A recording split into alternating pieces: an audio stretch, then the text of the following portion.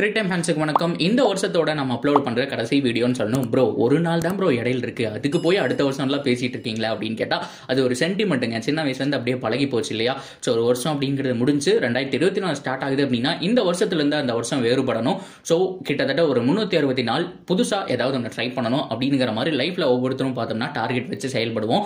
அதனாலே ரொம்ப ரொம்ப ஸ்பெஷல் அந்த ஜான்வரி 1 அப்படிங்கிறதுல எந்த விதமான மாற்றமும் கிடையாது. ஸோ எல்லாருக்குமே அட்வான்ஸ் ஹாப்பி நியூ இயர் அப்படிங்கிறத நான் சொல்லிக்கிறேன். ஸோ இந்த ஒரு வீடியோ எதுக்காக அப்படின்னா நிறைய பேர் கேட்டிருந்தீங்க. ரீகேப் தான் 2023 ஒரு ரீகேப், என்னென்ன நடந்தது இந்த வருடத்தில் கிரிக்கெட் வாழ்க்கையில் அப்படிங்கிறத இந்த வீடியோவில் பார்த்து தெரிஞ்சுக்கலாம். அதுக்கு முன்னாடி சேனலுக்கு வரீங்கன்னா மறக்காம சப்போர்ட் பண்ணுங்க, அப்போ அப்டேட் எல்லாமே எங்களை வந்து சேரும். சரி வாங்க வீடியோக்குள்ள போகலாம். ஃபர்ஸ்ட் ஆஃப் ஆல் இந்த வருடத்தை இந்தியன் கிரிக்கெட்டை பொறுத்த வரைக்கும் சூப்பராக ஸ்டார்ட் பண்ணவங்க அப்படின்னு சொல்லணும்னா ரோஹித் சர்மா அண்ட் விராட் கோலி ரெண்டு பேருமே போன வருஷத்தில் ரொம்ப ஃபார்ம் அவுட்டு. விராட் கோலியை பொறுத்த வரைக்கும் பாகிஸ்தான் கூட ஒரு இன்னிங்ஸ் ஆடுவார், அங்கே ஃபார்ம் பிடிச்சதான். இப்போ வரைக்கும் செம்மையான ஒரு ஃபார்மில் இருக்காரு. இந்த வருடம் ஸ்டார்டிங்லேயே பார்த்தோம் அப்படின்னா சுப்மன் கில்லோ விராட் கோலியும் வந்துட்டு செஞ்சுரிஸ் அப்படிங்கிறத வந்துட்டு ஸ்கோர் பண்ணாங்க. மிகப்பெரிய விஷயம் சொன்னோம். ரொம்ப நாள் வெயிட் பண்ணிட்டு இருந்த ஒரு செஞ்சுரியும் பார்த்தோம் அப்படின்னா அந்த இடத்துல வந்துட்டு வந்து சேர்ந்துருச்சு. ஸோ அதுக்கு முன்னாடி பார்த்தோம்னா கில் நல்லா ப்ளே பண்ணிட்டு இருந்தாருங்க இந்த வருஷத்தில். அவருக்கும் நம்ம கிரெடிட்ஸ் அப்படிங்கிறத வந்துட்டு கொடுத்தே ஆகணும். அண்ட் ரோஹித் சர்மா அவரை பொறுத்த வரைக்கும் போன வருஷத்துக்கு முன்னாடி ஐபிஎல் வந்துட்டு ஒரு 50 கூட அடிக்கல. போன தடவையும் பார்த்தோம் அப்படின்னா அவ்வளோக்கா பெரிய பெர்ஃபார்ம் இல்லை அப்படிங்கும் போது நான் வரண்டா 9 மாதம் ஹார்ட் ஒர்க் பண்ணி உங்களுக்கு இந்த வேர்ல்ட் கப் வாங்கி தரக்க நான் ட்ரை பண்றேன் அப்படின்னு சொல்லிட்டு ஆரம்பத்திலேருந்தே இந்த வருட ஸ்டார்டிங்லேருந்தே வந்துட்டு வேற லெவலில் ஒர்க் அவுட் பண்ண ஆள் அப்படின்னு சொன்னோம்னா ரோஹித் சர்மா 3 பேருக்குமே இந்த கிரெடிட் ஸ்டார்ட் கொடுக்கணும். ஸோ அதுக்கப்புறம் நம்ம பார்க்கும்போது ஐபிஎல் வந்துச்சு. ஸோ வேலைமெல்லாம் முடிஞ்சு ஸோ மார்ச்சில் ஸ்டார்ட் பண்ணாங்க. ஸோ மார்ச்சோட எண்டுன்னு நினைக்கிறேன். ஸோ ஐபிஎல் உண்மையாலுமே பெஸ்ட் ஐபிஎல் இந்த வருஷம் தான் நான் சொல்லுவேன். பிகாஸ் அந்த ஃபைனல் கிளைமேக்ஸ் கிட்டத்தட்ட ஒரு மூவி மாதிரி இருந்துச்சு. ஸோ அதுக்கு முன்னாடி ஆரம்பத்திலிருந்து நடந்த சூப்பரான மூமெண்ட்ஸ் எல்லாம் பார்த்தோம்னா ஒவ்வொரு டீமுமே சூப்பராக பெர்ஃபார்ம் பண்ணாங்க. ஏகப்பட்ட பெஸ்ட் கேட்சும் நம்ம பார்த்தோம். அது மட்டும் இல்லாமல் பெஸ்ட் மேட்சஸ் நிறைய இருந்துச்சு. ஒவ்வொரு மேட்சுமே என்டர்டைனிங்காக இருந்துச்சு. குறிப்பாக சொன்னோம் அப்படின்னா எனக்கு பிடிச்ச மேட்ச் நிறைய மேட்ச், குறிப்பாக ஃபைனல் தான் நிறைய பேர் சொல்லுவாங்க, நானும் ஃபைனல் தான் சொல்கிறேன். ஃபைனல் இல்லாமல் இன்னொரு மேட்ச் அப்படின்னு சொல்லணும்னா ஸோ ஆர்ஆருக்கும் எஸ்ஆர்எச்சுக்கும் வந்துட்டு ஒரு மேட்ச் நடக்கும். ஸோ செலிப்ரேட் வந்துட்டு சீக்கிரம் பண்ணக்கூடாது அப்படிங்கிற மாதிரி ஸோ சந்தீப் சர்மா அந்த ஓவர் போட்டுட்டு இருப்பாரு. எப்படியோ ஜெயிச்சாச்சு அப்படின்னு நினைக்கும் போது பார்த்தோம் அப்படின்னா நோ பால்னு கொடுத்துருவாங்க. ஸோ அதில் 6 அடிச்சு வந்துட்டு முடிச்சு வைப்பாரு. ஸோ மறக்க முடியாத மேட்ச் ஹைதராபாத்துக்கும் வந்துட்டு ஆர்ஆருக்கும் நடந்த ஒரு மேட்ச், அது சூப்பராக இருந்துச்சு. அண்ட் ரிங்கு சிங்கோட அந்த 5 6 மறக்கவே முடியாதுங்க. அங்கே உருவானாரு. இதுக்கு முன்னாடி நல்ல பிளேயர் தான், ஆனால் அந்த இடத்துல ப்ரூவ் பண்ணிட்டாரு. அதுக்கப்புறம் தான் அந்த மேட்சுக்கு அப்புறம் தான் அவர் யாரு, ஸோ ரிங்கு சிங் இருந்தால் என்ன வேணாலும் நடக்க ஒரு ஃபினிஷர் அப்படிங்கிறதெல்லாம் வந்துட்டு தெரிய வந்துச்சு. ஸோ அதுக்கப்புறம் தான் இந்தியன் டீமுக்குள்ளேயே செலக்ட் ஆகிறதுக்கு மெயின் முக்கிய காரணமாக அமைஞ்சது அந்த ஒரு பர்டிகுலர் மேட்ச். ஸோ அதுக்கப்புறம் சிஎஸ்கே சூப்பராக பெர்ஃபார்ம் பண்ணாங்க. இந்த சீசன் ஃபுல்லாமே செம்மையாக இருந்துச்சு. ஆர்சிபிக்கு வழக்கம் போல இந்த ஐபிஎல்லும் பார்த்தோம் அப்படின்னா மிகப்பெரிய ஒரு ஹார்ட் பிரேக் அமைஞ்சது. மும்பை இந்தியன்ஸுக்கும் அப்படித்தான். ஆனால் சிஎஸ்கே பொறுத்த வரைக்கும் இந்த தடவை ஃபைனல்ங்கிறத மறக்க மாட்டாங்க. சிஎஸ்கே ஃபேன்ஸ் ஐபிஎல் ஃபேன்ஸ் மறக்கவே மாட்டாங்க. பிகாஸ் 2 நாள் நடந்தது. 30ஆம் தேதி நடக்க வேண்டிய மேட்ச் மழையினால ரத்தாயிடுச்சு. 31ஆம் தேதி நைட்டு பார்த்தோம் அப்படின்னா அந்த மேட்ச் கிட்டத்தட்ட 1:30 மணிக்கு உட்காந்து பார்த்துட்டு இருக்கோம் ஃபைனல் ஓவரை. ஸோ அப்போ ஜடேஜா அடிச்சுட்டு ஓ ஜடேஜா அப்படிங்கிற அந்த கமெண்ட்ரி, ஸோ தோனி அவர்கள் தூக்கி வச்சு ஹக் பண்ண அந்த மூமெண்ட், தோனி அவர்கள் கண்ணீர் சிந்திய அந்த மூமெண்ட் அப்படிங்கிறது சத்தியமா மறக்க முடியாதுங்க. உண்மையாலுமே மெகா கிளைமேக்ஸுக்கு ஒரு சமமான ஒரு விஷயம் தான் அந்த கிரௌடு, கேமராமேனோட ஆங்கிள்ஸ் அதெல்லாம் பார்க்கும்போது கம்ப்ளீட் மூவி பார்த்த ஒரு ஃபீலிங் அப்படிங்கிறது கொடுக்கும். எவ்வளோ டைம் வேணாலும் ஐபிஎல் ஃபைனலை பார்த்துக்கிட்டே இருக்கலாம். அண்ட் ஹர்திக் பாண்டியா அவர் வந்துட்டு சோகமாக இருந்தாலும் தோனி அவர்கள் இந்த டிராஃபியை லிஃப்ட் பண்ணதில் என்னை விட ஹாப்பியாக யாரும் இருக்க மாட்டாங்கிற மாதிரிலாம் சொல்லியிருப்பாரு. ஸோ அது மட்டும் இல்லாமல் தோனி அவர்கள் இன்னொரு விஷயம் சொல்லுவார். ஸோ இப்போ தான் ரிட்டையர்மெண்ட் நான் அனௌன்ஸ் பண்ணுறதுக்கு கரெக்டான டைம், பட் இருந்தாலும் ஒன்றும் பிரச்சனை இல்லை, இன்னும் ஒரு வருஷம் பார்க்கலாம், என்னோட உடம்பு ஒத்துழைச்சது அப்படின்னா இன்னொரு 1 more சீசன் விளையாடுறதுக்கு நான் ரெடியாக இருக்கேங்கிற மாதிரி சொன்னதுக்கப்புறம் கிரௌடுடைய ஆரவாரம். ஸோ கம்ப்ளீட்டாக அந்த ஐபிஎல் வந்துட்டு சூப்பராக ரேப் பண்ணாங்க அப்படிங்கிறதெல்லாம் மாற்றம் கிடையாது. அது முடிஞ்ச கையோட பார்த்தோம் அப்படின்னா டெஸ்ட் சாம்பியன்ஷிப் ஜூன் 5ஆம் தேதி நடந்ததுன்னு நினைக்கிறேன். எக்ஸாக்டாக வந்துட்டு ஞாபகம் இல்லை. ஸோ இந்தியன் டீம் ப்ரிப்பேர் பண்ணவே இல்லை. அவங்களுக்கு ஐபிஎல் முடிஞ்ச உடனே பார்த்தோம் அப்படின்னா 2 வீக்ஸ் பக்கம் கூட உங்களுக்கு கேப் கிடையாது. ப்ராக்டிஸ் மேட்ச் கூட அவங்களால ஆட முடியல. பட் இருந்தாலும் அன்ஃபார்ச்சுனேட்லி ரோஹித் சர்மா தான் சொல்லியிருந்தாரு ஐபிஎல் நாளதான் சொல்லிட்டு. அப்படி இருந்தால் ஏன் ஐபிஎல் ஆடுறீங்க, இந்த மாதிரி ஐசிசி டோர்னமெண்ட் தானே முக்கியம் கூட சொல்லிட்டு இருக்கும்போது திடீர்னு அந்த இடத்துல முக்கியமான ஒரு மேட்சை பார்த்தோம் அப்படின்னா டெஸ்ட்ல லாஸ் பண்ணி தொலைச்சிட்டாங்க. ஸோ அங்கே ஆரம்பிச்சது நம்மளுடைய ஹார்ட் பிரேக் அப்படின்னு தான் சொல்லணும். ஸோ அதுக்கப்புறம் நம்ம பார்க்கும்போது ஆஸ் இட்ஸ், ஸோ ஆஸ்திரேலியாவும் இங்கிலாண்டும் வந்துட்டு மல்லு கட்டிட்டு இருந்தாங்க. டைல தான் முடிஞ்சு, பட் இருந்தாலும் ஆஸ்திரேலியா அதை வந்துட்டு மறுபடியும் எடுத்துக்கிட்டாங்க அப்படிங்கிற விஷயம் வந்துட்டு நம்ம எல்லாருக்குமே தெரியும். சூப்பராக இருந்துச்சுன்னு சொல்லணும் இந்த ஒரு ஆசஸ் அப்படிங்கிறது. ஆஸ்திரேலியாவுக்கு போச்சு. அங்கே பேட் கமின்ஸ் உடைய ஆதிக்கம் அப்படிங்கிறது வந்துட்டு தெரிஞ்சதுங்க. பிகாஸ் ஐபிஎல் குவைட் பண்ணி ஐசிசியில் வந்துட்டு அவர் ஃபோக்கஸ் பண்ணாரு.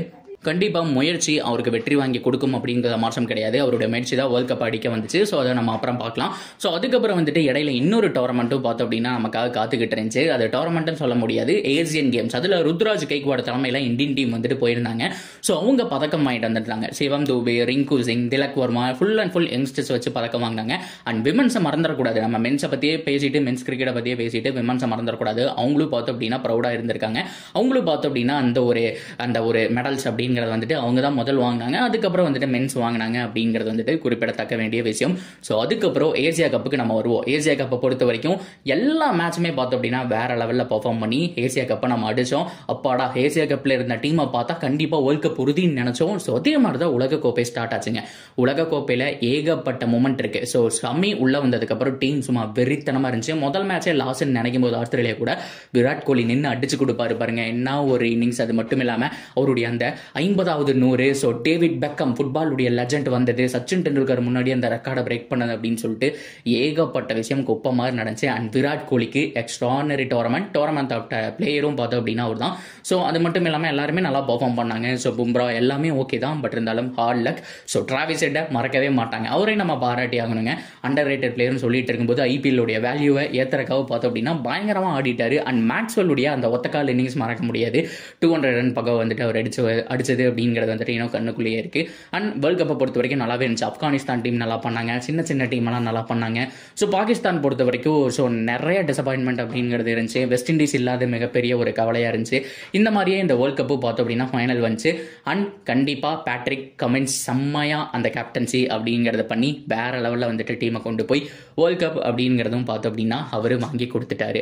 ஸோ இதுக்கப்புறம் பார்க்கும்போது ஐபிஎல் ஆக்ஷன் வந்துச்சு. ஸோ எல்லா பிளேயர்ஸுமே நல்ல ஒரு இடத்துக்கு போனாங்க. ஸோ அதே மாதிரி நம்மளுடைய பேட் கமின்ஸும் மிச்சல் ஸ்டாக்கும் பார்த்தோம் அப்படின்னா வேற லெவலில் பிரைஸ் போனாங்க அப்படிங்கிறதுல மாற்றம் கிடையாது. ஸோ ஆக்ஷனுக்கு அப்புறம் விமன்ஸ் டீமை பொறுத்த வரைக்கும் ஆஸ்திரேலியாவை பீட் பண்ணாங்க. ஸோ மிகப்பெரிய சாதனையாக இருந்துச்சு. ஸோ ஹர்மன் பிரீத் கர் உண்மையாலுமே ஹாப்பி கேப்டனாக இருந்தாங்க. இந்தியன் பிளேயர்ஸ் எல்லாருமே பார்த்தோம் அப்படின்னா அவ்வளோ ஹாப்பி, இந்தியன் ஃபேன்ஸும் ஹாப்பி. அதுவும் வந்துட்டு சூப்பரான ஒரு மூமெண்ட் அப்படின்னு சொன்னோம். ஸோ ஃபைனலாக சவுத் ஆஃப்ரிக்கா கூட பாக்ஸிங் டெஸ்ட் அப்படிங்கிறது கிறிஸ்மஸ்க்கு அப்புறம் நடக்கிறது. ஸோ அதில் வந்துட்டு இந்தியாவுக்கு லாஸ்ட் தான். அண்ட் எல்கர் உண்மையாலுமே சூப்பரான ஒரு இன்னிங்ஸ் மேபி அவருடைய கடைசி டைம் அப்படிங்கிறதுனால பார்த்தோம் அப்படின்னா செம்மையாக ஆடிட்டு இருக்கிறாரு. அண்ட் விராட் கோலி கடைசி வரைக்கும் போராடினாரு, இருந்தாலும் வின் பண்ண முடியல. அப்கமிங் டெஸ்ட்டை வின் பண்ணுறமான்னு பார்க்கலாம். ஸோ இதோட இந்த இயரை வந்துட்டு விராப் பண்ணிட்டோம். ஏகப்பட்ட கீ மூமெண்ட்ஸ் அப்படிங்கிறது இன்னும் ஒளிஞ்சிருக்கு. பட் இருந்தாலும் நான் மெயினான விஷயங்களை சொல்லியிருக்கேன்.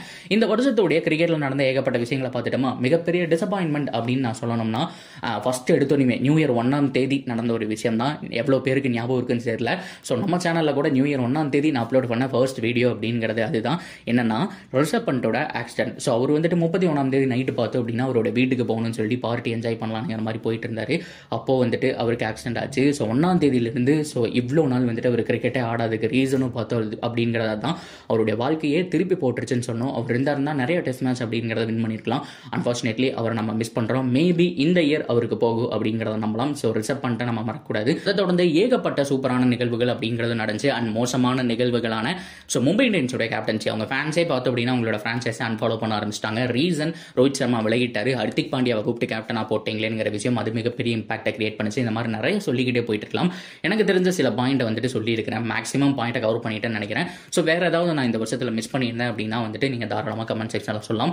அது மட்டும் இல்லாமல் இந்த வருஷம் உங்களுக்கு எப்படி போச்சு, கிரிக்கெட்டில் பிடிச்ச விஷயங்கள் என்ன, லைஃப்பில் பிடிச்ச விஷயங்கள், பிடிக்காத விஷயங்கள் என்ன அப்படிங்கிறது எல்லாத்தையும் தாராளமாக ஷேர் பண்ணுங்க.